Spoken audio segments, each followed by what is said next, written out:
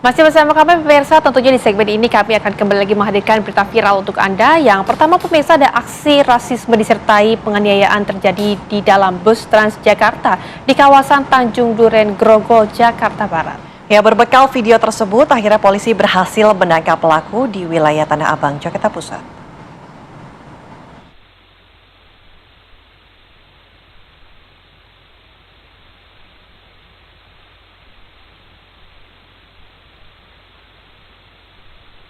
Inilah video yang sempat viral di media sosial di mana terjadi percekcokan antara seorang wanita dengan pria lansia di halte bus Transjakarta Tanjung Duren, Grogol, Jakarta Barat.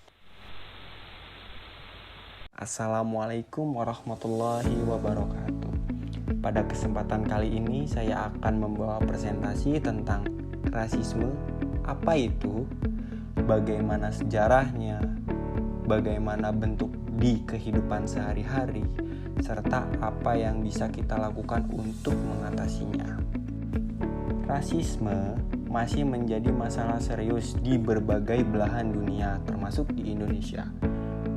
Kita mungkin sering melihat atau bahkan mengalami tindakan diskriminasi berdasarkan ras atau etnis. Tapi pertanyaannya, sebenarnya apa sih rasisme itu? Mengapa masih terus menjadi? Dan yang penting, apa yang bisa kita lakukan? Secara sederhana, rasisme adalah perlakuan diskriminatif terhadap seseorang hanya karena ras atau etnisnya. Bentuknya bisa eksplisit seperti hinaan atau perlakuan tidak adil secara terang-terangan. Tapi ada juga yang lebih halus, yang disebut juga mikroagresi. Komentar kecil atau tindakan yang tampaknya biasa saja, tapi di sebagian orang itu menyakitkan. Di era modern, rasisme masih sangat relevan karena ia mempengaruhi struktur sosial, memperkuat stereotip, dan mempengaruhi pandangan kita terhadap kelompok tertentu. Rasisme memiliki sejarah panjang. Contoh peristiwa historis seperti perbudakan, kolonialisme, dan apartheid telah mempengaruhi struktur sosial dan pandangan masyarakat masa kini. Peristiwa-peristiwa ini telah meninggalkan luka yang dalam dan mempengaruhi kehidupan banyak orang. Bentuk dan contoh rasisme. Rasisme bisa muncul dalam beberapa bentuk. Yang pertama, individual, seperti seseorang yang menghina atau mengucilkan orang lain karena rasnya. Yang kedua, institusional, ketika lembaga atau sistem memperlakukan kelompok tertentu secara tidak adil.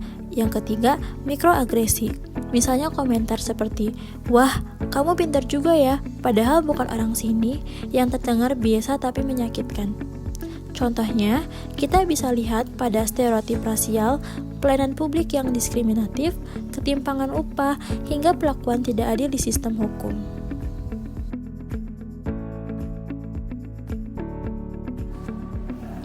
Rasisme menimbulkan berbagai dampak negatif dalam masyarakat.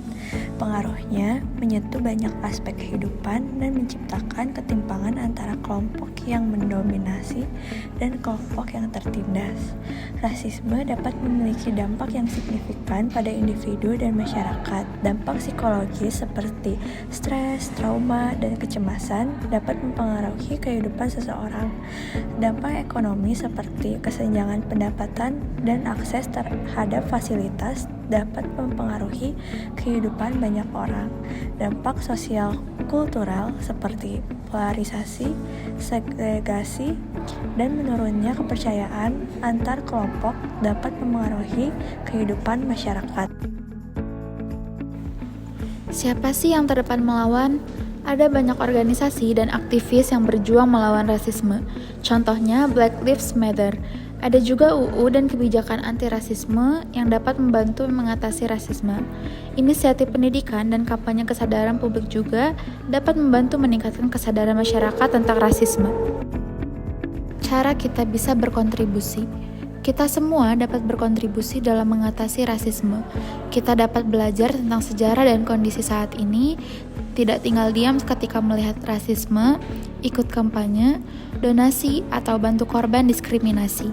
Kita juga dapat mengevaluasi diri terhadap bias dan belief yang ada dalam diri kita sendiri. Call to action. Perubahan bisa dimulai dari hal kecil, dengan berdiskusi, membaca, membuat postingan edukatif di media sosial, atau menyuarakan keadilan. Kita sedang menciptakan perubahan. Kita tidak bisa diam.